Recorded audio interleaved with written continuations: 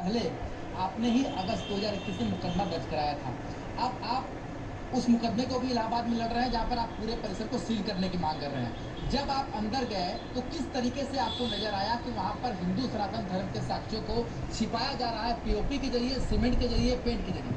देखिए, आप लोगों को याद होगा मई 2022 में कमीशन की कार्रवाई के बाद मैंने मीडिया के समक्ष एक शब्द कहा था कि हमारी कल्पना से कहीं अधिक, यानी 1000 गुना अधिक सबूत आज भी विद्यमान हैं जो हिंदू प्रतीक चिन्ह दर्शाते हैं। ऐसा मैंने उस दिन भी इसीलिए कहा था कि इतने लगभग 30 वर्षों तक वो परिसर हम सनातनियों के हाथ से बाहर है और उसके बावजूद इतने प्रतीक चिन्ह वहाँ विद्यमान हैं, तो ये बाबा का चमत्कार ही है। और ये नंगी आंखों से भी आप कभी भी देखें उस पूरे परिसर को स्पष्ट दिखाई देता है कि वो पूर्ण बाबा आदि विशेश्वर स्वयं ज्योतिर्लिंग का मंदिर था, मंदिर है और मंदिर ही रहेगा। इस तरीके से छुपाया गया तथ्यों को क्या देखा आप लोगों ने अपनी नंगी आंखों? देखिए, जब मैं परिसर के अंदर गया और मैंने वो देखा जो दृश्य, दीवालों पे ऊपरी हिस्से में तो चूना पट्टी पेंट के द्वारा उन प्रतीक चिन्हों को हटाया जा रहा है, निरंतर जारी है, आज तक जारी है। और नीचे छेड़ी हथौड़े से इस तरह से क्षतिग्रस्त किया गया है कि बहुत हद तक उन्होंने पूरी तरह मिटाने का प्रयास किया, लेकिन उसके बावजूद आज हजारों की तादाद में, एक दो नहीं हजारों की तादाद में वहाँ हिंदू धर्म के प्रतीक चिन्ह विद्यमान हैं। तो मुकदमा भी लड़ रहे हैं पूरे ज्ञानवापी परिसर को सील करने के लिए, कल सुनवाई भी है उस पर। ये बताइए, जब आप अंदर गए तो मैं सुन रहा था आपकी आवाज़ कि आप बुला रहे हैं कैमरा मैन को, यार देखिए यहाँ पर पान के पत्ते हैं, यहाँ पर देखिए संस्कृत के श्लोक हैं, तो उनको किस तरीके से छुपाने की कोशिश की गई, क्या क्या वहाँ पर इस्तेमाल किया गया?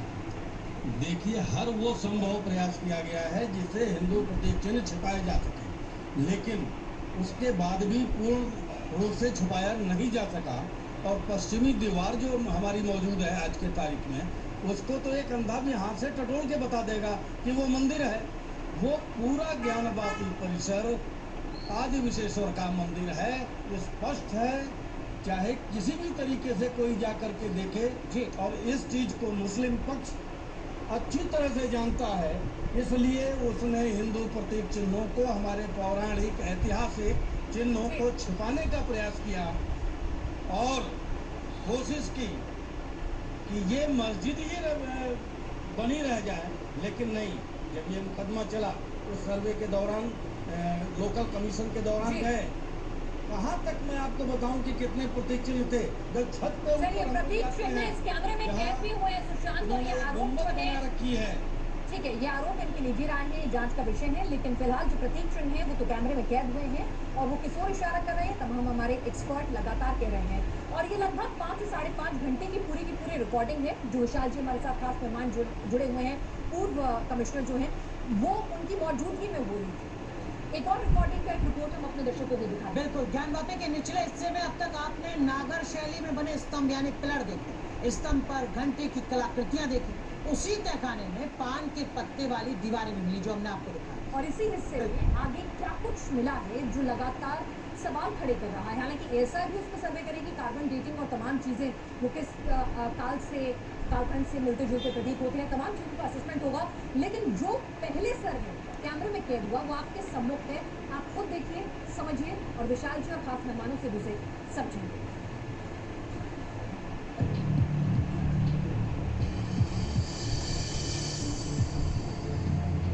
तहखाने के पूर्वी हिस्से के बाद जब कैमरा बाउंड्री की तरफ पहुंचा तो पान की कलाकृतियों वाली ये सफेद रंग की दीवार थी।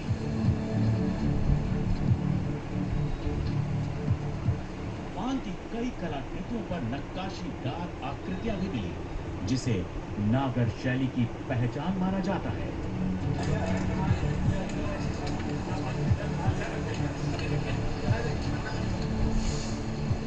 ये ज्ञानवापी की वही दक्षिण हिस्से की दीवार है जो काशी विश्वनाथ मंदिर के बेहद करीब है, इसीलिए इसे ज्ञानवापी की बाउंड्री कहा जाता है। दोनों पक्षों के वकील के साथ सर्वे टीम दक्षिण दीवार से होती हुई फिर तहखाने के पूर्वी हिस्से के आगे जाती हुई यहाँ मलबों का पहाड़ मिला, टूटे हुए पिलर, और शिलाओं का ढेर दिखा। ज्ञानवापी का ये तहखाना न मालूम कितने सालों से बंद था और इस तहखाने के अंदर जैसे जैसे टीम आगे बढ़ती गई दबे रहस्य खुलते गए। तहखाने में 14-14 घंटियों वाला दूसरा स्तंभ। तहखाने में ये दूसरा स्तंभ है जिस पर घंटी जैसी आकृति दिखाई दे रही है। 14-14 घंटियां इस स्तंभ पर तराशी गई हैं और जैसे ही कैमरा नीचे की तरफ जाता है एक आकृति पर सबकी निगाहें टिक जाती हैं। टीवी पर पहली बार ज्ञानवापी के तहखाने की वो तस्वीरें आप देख रहे हैं जो इससे पहले आपने कभी नहीं देखी होंगी। तमाम दावों, बहसों और दलीलों को सुना होगा, लेकिन पहली बार देखिए ज्ञानवापी के तहखाने में खड़ा ये स्तंभ क्या कहता है।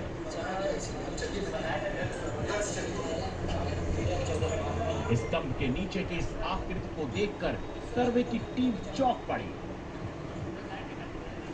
दावा किया जा रहा है कि यहाँ कभी मूर्ति रही होगी और बाद में निशान मिटाने की कोशिश भी हुई होगी। तो क्या वाकई ज्ञानवापी एक मंदिर ही है?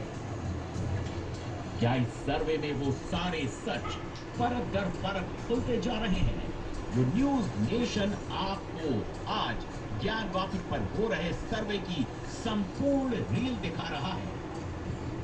और ये रील बताती है कि सर्वे की टीम इस तहखाने में जो कुछ देख पाई उसे देखकर ठिठक गई।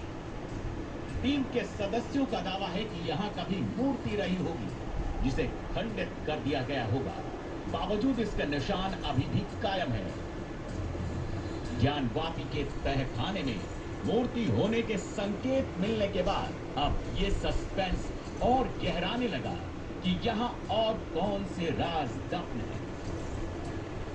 तो इस राज से पर्दा उठाने के लिए कैमरा चबूतरे से होता हुआ दक्षिण की ओर घुमा। तहखाने का ये हिस्सा ज्यादातर अवशेषों से पटा पड़ा है। यहाँ की दीवारें ऐसी हैं जिन्हें पहली नजर में देखकर ही लगता है कि इनका निर्माण एक साथ नहीं हुआ। यहाँ पर कुछ दीवारें ईंट, सीमेंट की बनी हैं, तो कुछ प्राचीन ढांचा है। यानी इस स्ट्रक्चर में 2 युगों के अवशेष नजर आते हैं। सर्वे टीम ने ये नोट किया कि यहाँ कदम कदम पर शिलाओं का ढेर जमा है। इन्हीं शिलाओं को देखती हुई गुप्त अंधेरे में बचते बचाते सर्वे की टीम आगे बढ़ी। दक्षिण की तरफ पहुंचने पर एक ऐसी दीवार दिखी जिस पर कमल का फूल स्पष्ट नजर आया। हिंदू मान्यताओं के मुताबिक पुष्प कमल को लक्ष्मी स्वरूप कहा जाता है।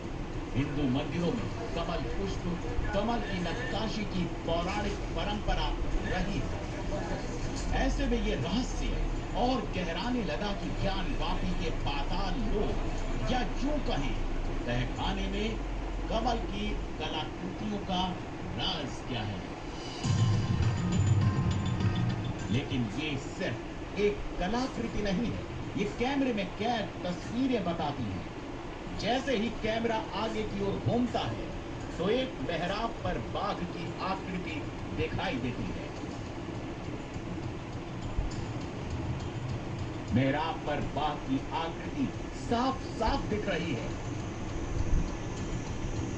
ज्ञानवापी के तहखाने में बाघ की उकेरी गई कलाकृति ऊपरी बीम में दिखाई दे रही है। पहले बाघ को दिखाया।